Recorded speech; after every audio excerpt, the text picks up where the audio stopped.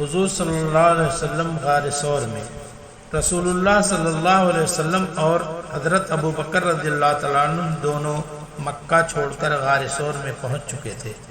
इधर मुशरिकीन ने पीछा करना शुरू किया और तलाश करते हुए गार सौर के बिल्कुल मुंह के करीब पहुंच गए।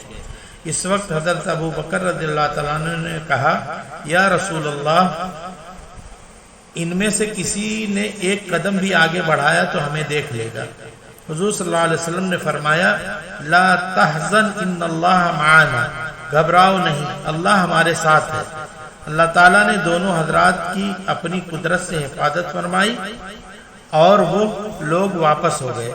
हजरत अबू बकर रज़ियल्लाहु ताला अन्हु ने अपने बेटे अब्दुल्ला से यह कह दिया था कि वो मुशरिकों के दरमियान होने वाली बातें रात के वक्त आकर बता दिया करें। चुनांचा वो रात के वक्त गार में आकर मुशरिकों की साजिशों की इत्तला